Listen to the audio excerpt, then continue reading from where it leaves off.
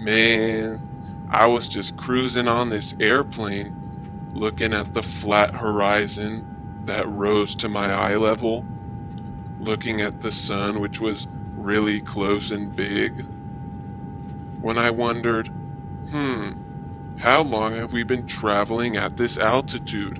It seems like we haven't been changing our altitude at all. So I looked up what the average cruising altitude for airplanes is, and I found out it's about 40,000 feet. Okay, so I wanted to visualize this on the ball that we lived on, cruising at 40,000 feet in a straight line. So I came up with this graphic: 40,000 feet going horizontal, because in my reality, a straight line is a straight line, right? I don't know about other people's realities, where a straight line is supposedly curved. But in my reality, the plane gains altitude as it gets further and further away. I mean, not before long, this plane should be in space, right? I mean, where did the horizon go? So then I go back to my reality and I find out that we just take off, hit 40,000 feet, and cruise over flat land like everyone experiences. That's what reality is. But then some asshole on the plane told me that gravity kept us from going into outer space. So I asked him, how does that work? I really am wondering how that works. So he told me once you reach your cruising altitude, the gravity just bends you and you magically follow the curvature of the earth. And I asked, how is that? Can you explain to me what force is acting on it? How the force of gravity doesn't allow you to escape?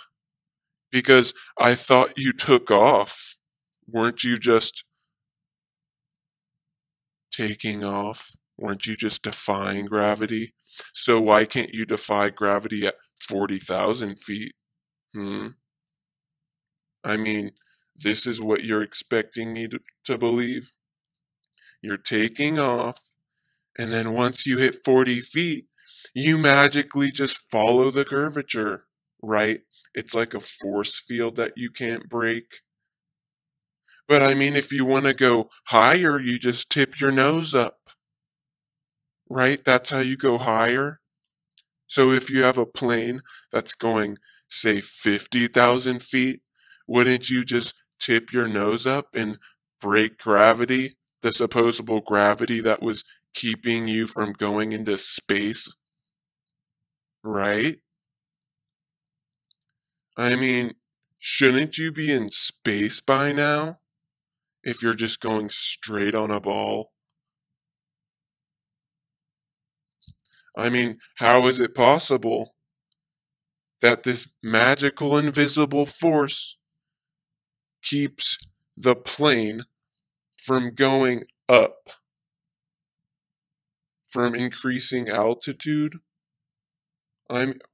This is so absurd. Do people actually believe this is happening? That the plane is magically curving? Like this is what's happening? I don't know about that. All I know is that the plane takes off, rises its altitude to 40,000 feet, and then continues on that cruising altitude until it reaches its destination, and then it lands, because we live on a flat earth, not a curving ball where magical forces of gravity supposedly act as. I mean, it doesn't even make sense. Look at this animation again and tell me how this makes sense. You're breaking all of those really strong layers of gravity, but once you just go horizontal, it just curves you. The plane curves for no apparent reason. Can somebody answer my question? I mean, first of all, I've already said this in my last video.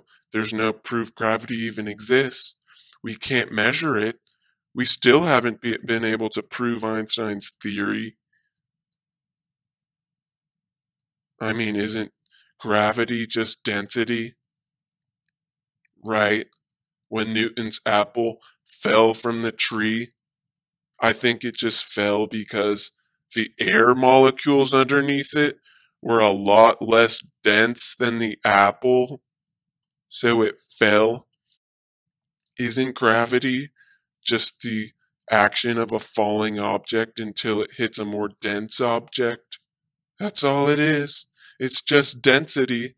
That's why helium balloons can defy the big strong force of gravity, because it's less dense than the air. Yeah.